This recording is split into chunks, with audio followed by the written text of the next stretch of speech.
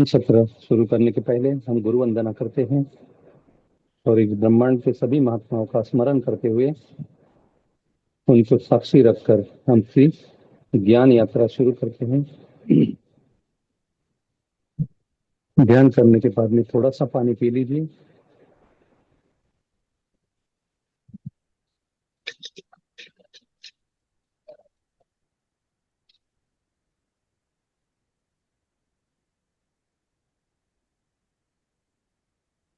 आपके सभी स्थूल, सूक्ष्म और अंतर इंद्रियों को और अति सूक्ष्म इंद्रियों को सभी को हमेशा ध्यान होने के बाद में शाबाशी देनी चाहिए और उनका सभी का धन्यवाद देना चाहिए।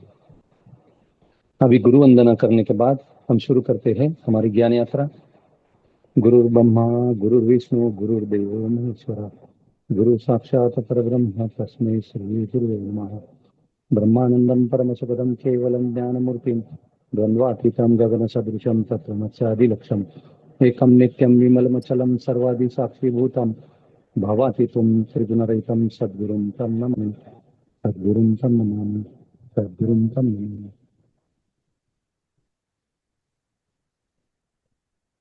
महाअवतार फाउंडेशन के सभी मास्टर्स को कोटि कोटि नमन, कोटि कोटि आत्मवंदन। आज आपने ध्यान और ज्ञान सत्र का मौका दिया, इसलिए आप सभी का बहुत बहुत धन्यवाद। आज के सत्र का सब्जेक्ट है कि अपनी लाइफस्टाइल कैसी रखें। जीवन शैली जिसे कहते हैं, वो जीवन शैली हमारी कैसी होनी चाहिए।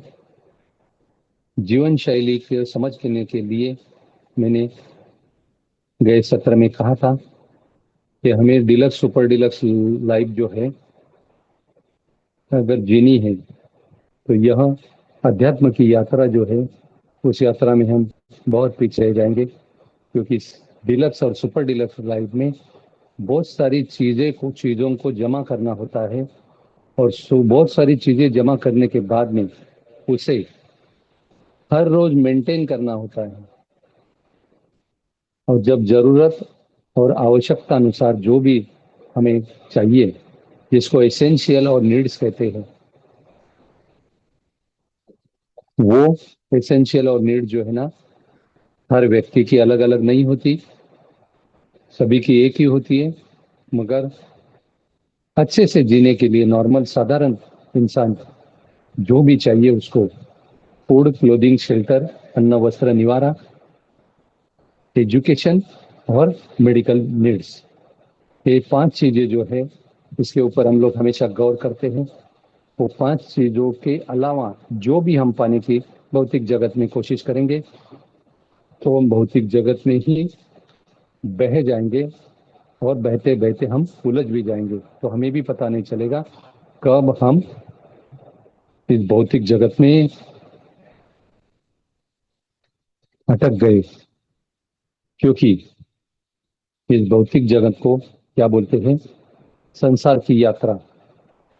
यानी जैसे हम जो जब बचपन में मेले में जाते थे माँ के साथ में, तो मेले में जाने के बाद में है ना, मेले में बहुत सारी चीजें रहती है, गुब्बारे रहते हैं, खिलौना रहता है, मिठाई रहती है, सब कुछ रहता है, मेरी गो राउंड रहता है, सब कुछ रहता है। वो देखते देखते, अनुभव करते करते कब माँ का हाथ छूट गया और माँ से हम बिछड़ गए, हमें ही पता नहीं चलता। तो इसी तरह हम इस संसार में, इस संसार रूपी मेले में हम हमारी माँ से बिछड़ गए हैं। हमारी माँ जो है, हमारी 2 प्रकार की माँ है। भौतिक शरीर को जन्म देने वाली माँ जो हमारे घर में रहती है, और दूसरी अदृश्य जगत में इस जीवात्मा को जन्म देने वाली माँ जिसे आत्मा कहते हैं। और उसी का हाथ हमसे छूटा है और उसी को हम ढूंढ रहे हैं इस संसार रूपी मेले में, और वो हमें मिल नहीं रहे हैं, क्योंकि उसे बहुत साल नहीं, बहुत जन्म जन्मांतर से उस माँ को हम खो चुके हैं। आपको लगेगा नहीं इस जन्म में हम खो चुके हैं, पिछले जन्म में खो चुके, नहीं कितने जन्म हो गए पता नहीं, मगर बहुत जन्म जन्मांतर तक हम लोग इसी माँ को खो चुके हैं और उसी माँ को हम ढूंढ रहे हैं और माँ भी हमें ढूंढ रही है, मगर ना, क्योंकि माँ और हम में कितना अंतर है ये हमें पता ही नहीं है। इसलिए हम माँ के साथ जुड़ नहीं सकते, माँ को खोज नहीं सकते, क्योंकि माँ के खोजने का तरीका जो है, माँ के खोजने का तरीका जो है, जैसे मेले में खो जाने के बाद में छोटे बच्चे को जब वो रोता है, तो रोने के बाद में दरोगा जी आता है और वो बच्चे को अपने पास रखता है। और दरोगा जी जो क्या करता है, उस बच्चे का रोना रुकाने के लिए उसे गुब्बारे देता है, उसे कुछ चॉकलेट देता है, बिस्किट देता है, उसे खिलौने देता है। मगर जो बच्चा अपनी माँ से बहुत प्यार करता है, माँ के बगैर एक क्षण भी नहीं रह सकता, और रोने के बगैर, क्योंकि माँ ही चाहिए, इसलिए वो ना गुब्बारा लेता है, ना खिलौने लेता है, ना कोई खाने की चीज जो है अपने हाथ में लेता है। इतना वो गहराई में माँ से जुड़ा रहता है, इसलिए माँ के अलावा उसे कुछ नहीं चाहिए। तो मेले में दरोगा जी जो है, माँ के और अपने बीच में हमें माँ से ढूंढने वाला एक ही इंसान रहता है, जिसे पुलिस या दरोगा जी कहते हैं। वो दरोगा जी जो है हमें अनाउंसमेंट करके, पूरे मेले में अनाउंसमेंट करते हुए हमारी माँ को ढूंढ कर देता है। वैसे ही दरोजी का रोल जो है इस भौतिक और स्पिरिचुअल जर्नी के बीच में इस संत महात्मा करते हैं, और संत महात्मा ही हमें हमारी माँ तक पहुंचाते हैं और हमारी माँ को ढूंढ कर देते हैं। जैसे बच्चा दरोगा जी ढूंढ माँ को ढूंढने के बाद में बच्चा जैसे माँ के गोद में लिपट जाता है और फूट फूट कर रोता है, और माँ भी बच्चे को देखकर और बच्चे को मिलकर फूली नहीं समाती, और उसको इतना आनंद होता है, आंखों में दोनों दोनों के आंखों में आंसू बहते हैं। मगर वो पहले आंसू थे, वो दुख के आंसू है। अभी जो माँ को मिलने के बाद जो आंसू बहते हैं, वो आनंद के आंसू होते हैं, सुख के आंसू होते हैं, क्योंकि अभी हम माँ से मिले। जैसे मेले में जो हमारी स्थिति होती है, वैसे ही अध्यात्म में वही होता है, क्योंकि हमारी माँ तक पहुंचाने के लिए जिसने अपनी माँ को ढूंढकर उसे माँ के कृपा छत्र के तले जो महात्मा बैठते हैं, वही महात्मा हमारी माँ को हमें ढूंढ कर दे सकते हैं, माँ यानी अपना शुद्धात्मा। और उस शुद्धात्मा तक हमें पहुंचने के लिए हमारी लाइफस्टाइल कैसी होनी चाहिए, वो लाइफस्टाइल जो है ना, एकदम सिंपल, साधारण, और जितनी जरूरत है उतनी ही होनी चाहिए। क्योंकि अगर जितनी डिलक्स सुपर डिलक्स लाइफ जो है अगर जीने का प्रयास करेंगे, तो हमारी इच्छाओं का कभी अंत ही नहीं होगा, क्योंकि एक इच्छा जो है वो दूसरी इच्छा को जन्म देती है, दूसरी इच्छा तीसरे इच्छा को जन्म देती है। भौतिक जगत जगत में बहुत सारी चीजें चीजें जो है जमा करते करते करते कितनी उम्र हमारी निकल गई ये भी हमें पता पता नहीं।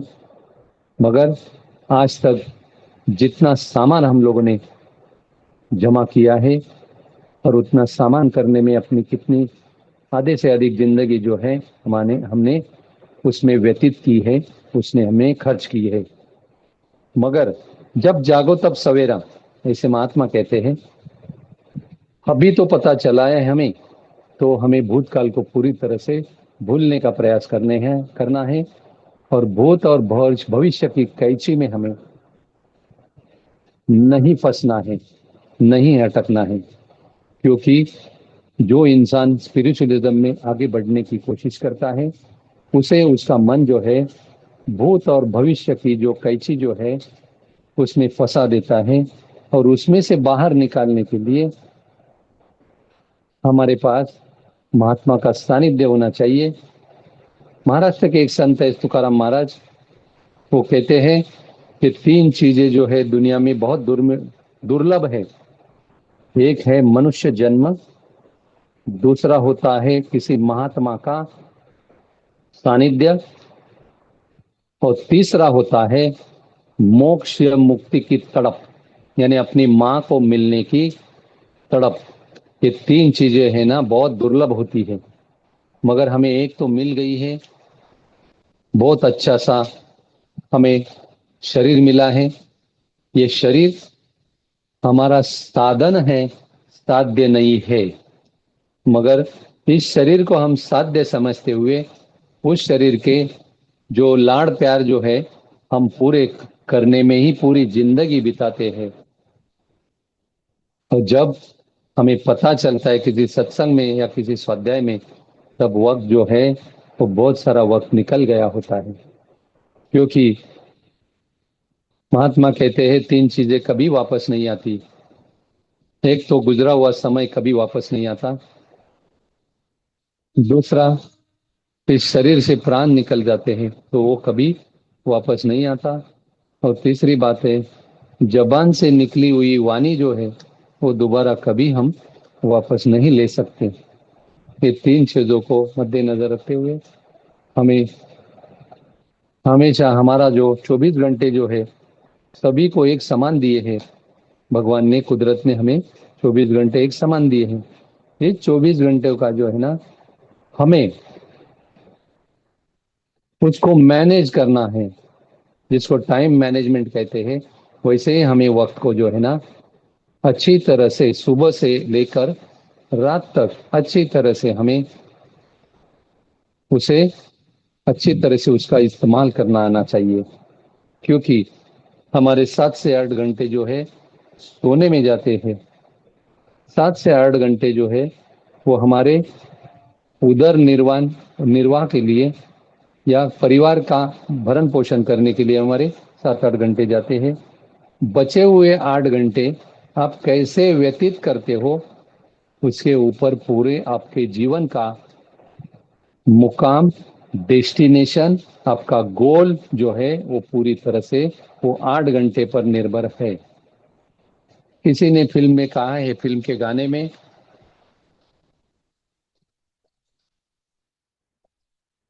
बचपन खेल में खोया, जवानी नींद भर सोया, और बुढ़ापा देख कर रोया।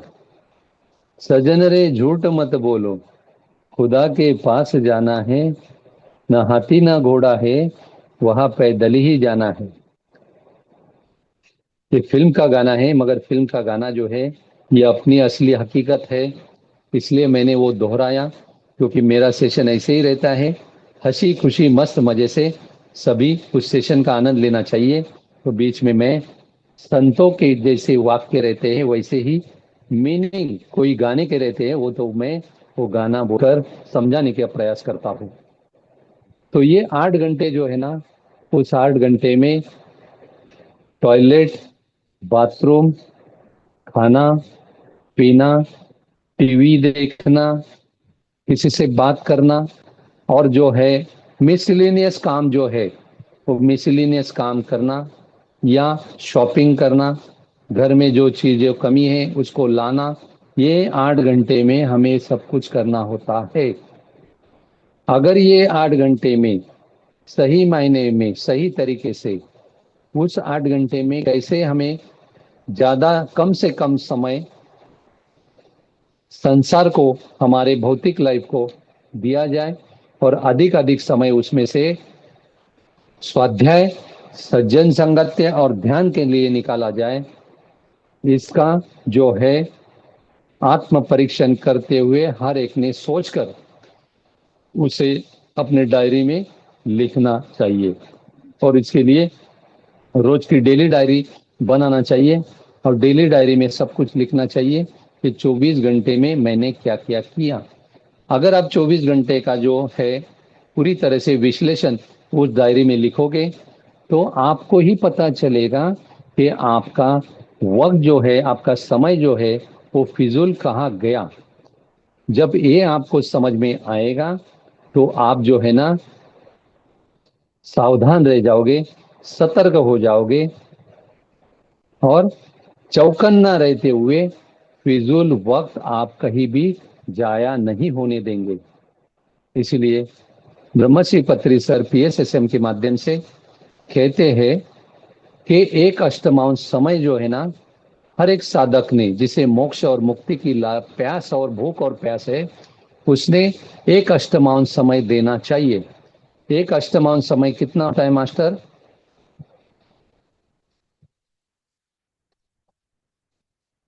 3 घंटे होता है। यानी 24 घंटे का 8वां भाग जो है वो 3 घंटे होता है। वो 3 घंटे में 1 घंटा स्वाध्याय करना चाहिए, 1 घंटा सज्जन संगत्य करना चाहिए और 1 घंटा हमें ध्यान करना चाहिए।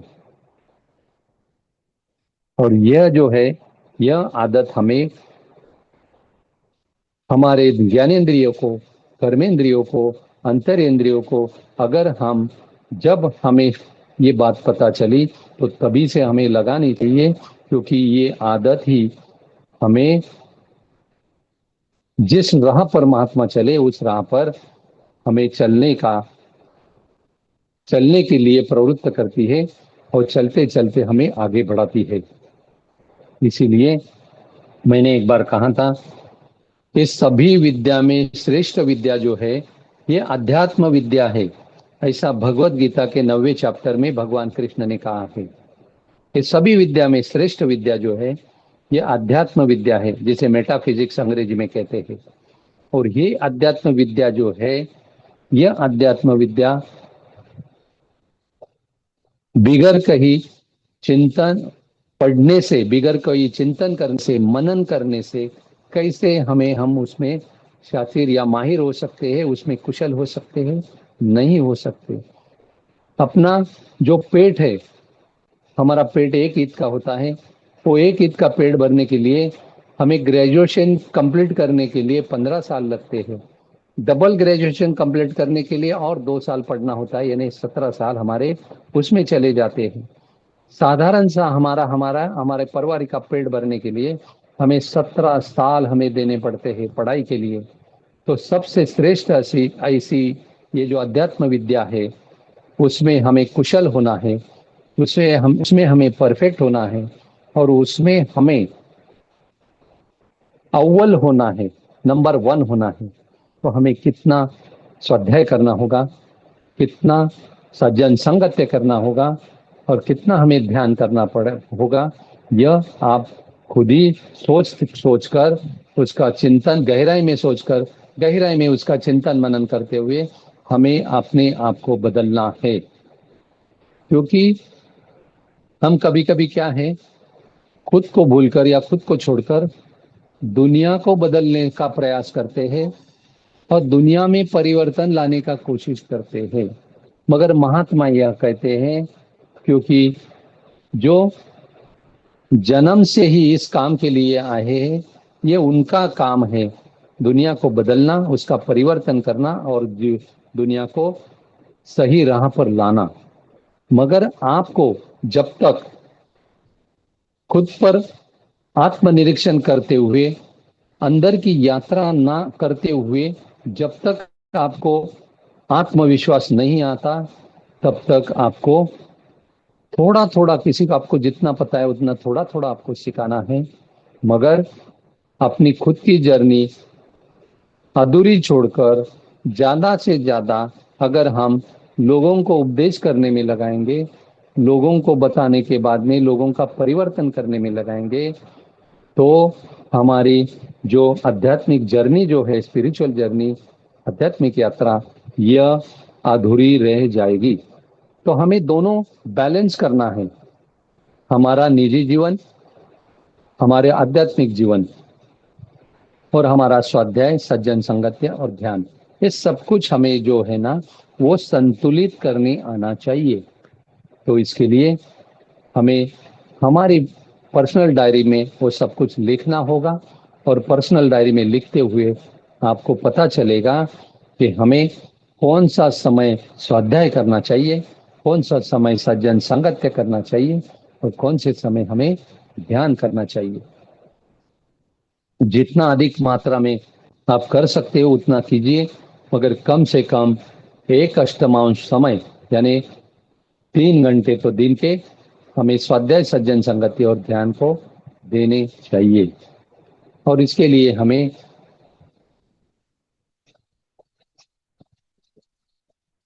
जिसको हम मानते हैं ऐसे मेंटोर या मोटिवेटर या इंस्पिरेटर या सज्जन संगत्य करते हुए जो अच्छा हमारा दोस्त, करीबी दोस्त, जो ये संतों की राह पर चल रहा है, उसके साथ में दोस्ती करते हुए हम इस राह पर जो है आहिस्ता आहिस्ता हम आगे बढ़ सकते हैं।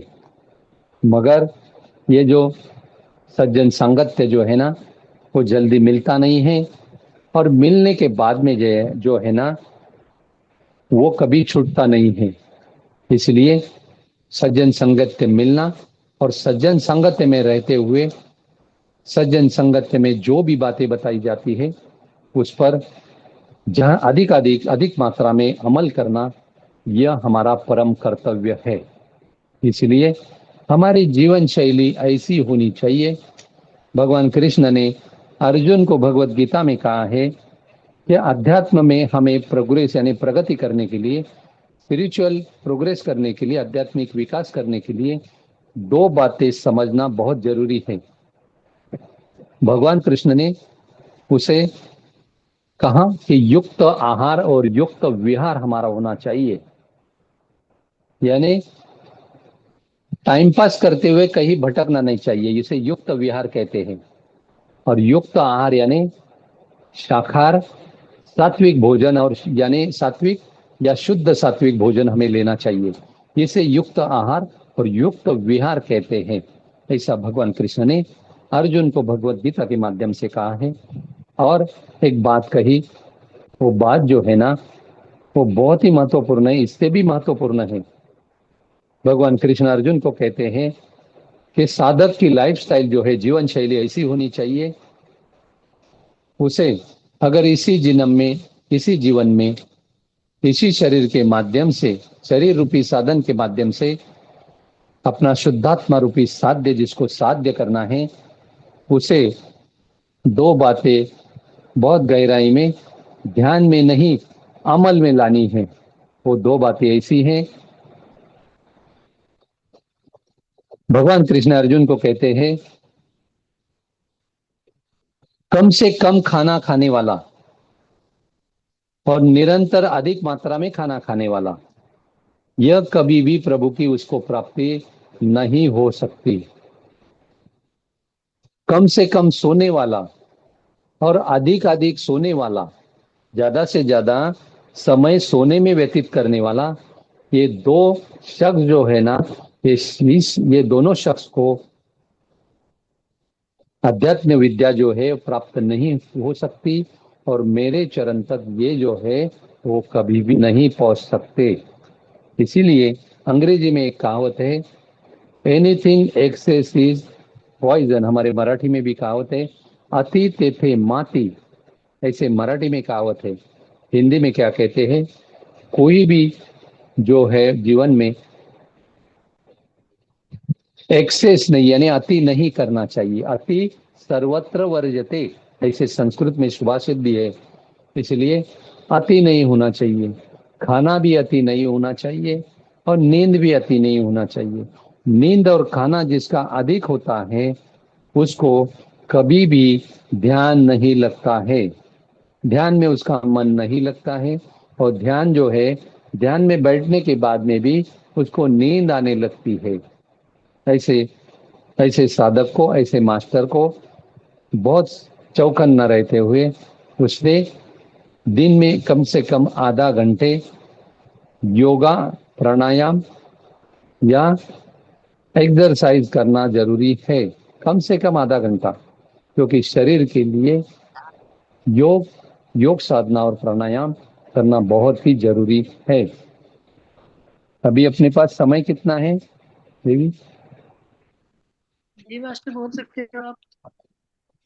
5 मिनट। या आप ले सकते थे, बताइए।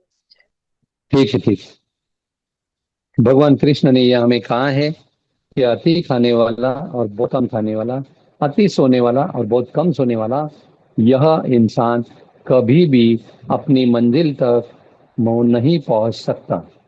इसलिए ब्रह्मचर्य पत्री सर ने हमें 5 उंगलियों के बारे में हमें बताया है।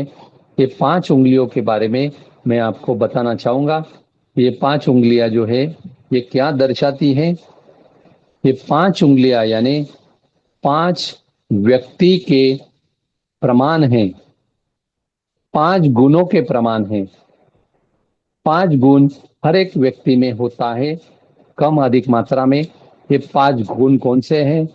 एक होता है तमोगुण, दूसरा होता है रजोगुण, तीसरा होता है सत्वगुण, चौथा होता है शुद्ध सात्विक गुण, और पांचवा होता है निर्गुण। ये 5 गुण जो है ना, ये 5 गुण जो है, वो 5 में से ये जो 2 गुण जो है ना, तमोगुण और रजोगुण जो है, इस तमोगुण और रजोगुण जो है, उससे बाहर निकालने के लिए हमें शाकाहार को अपनाना होगा। क्योंकि शाकाहार जो है मनुष्य का आहार है। क्योंकि मांसाहार जो है वो मनुष्य के लिए नहीं बनाया है।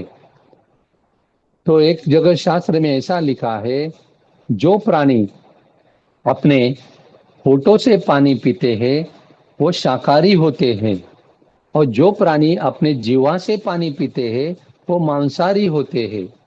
तो मुझे एक बताइए कि इंसान जो है, मनुष्य प्राणी जो है, अपने जीवा से पानी पीता है या होठों से पानी पीता है?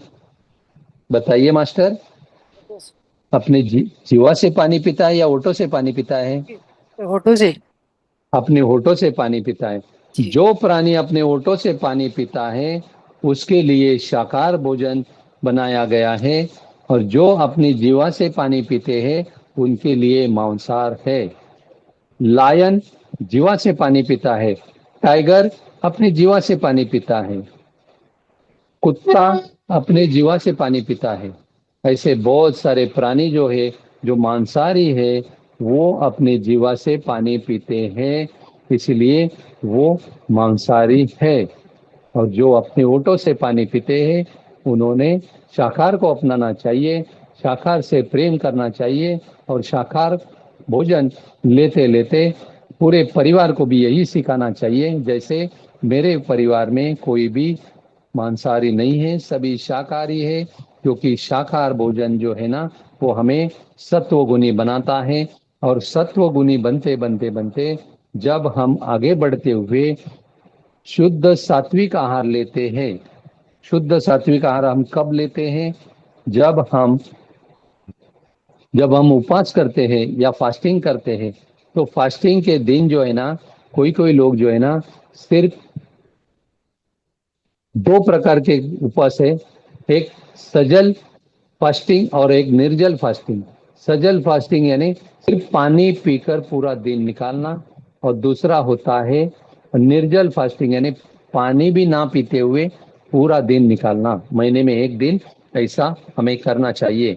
अगर दोनों भी हमें हमारे लिए पॉसिबल नहीं है, शक्य नहीं है, तो तीसरा जो है शुद्ध सात्विक आहार क्या होता है?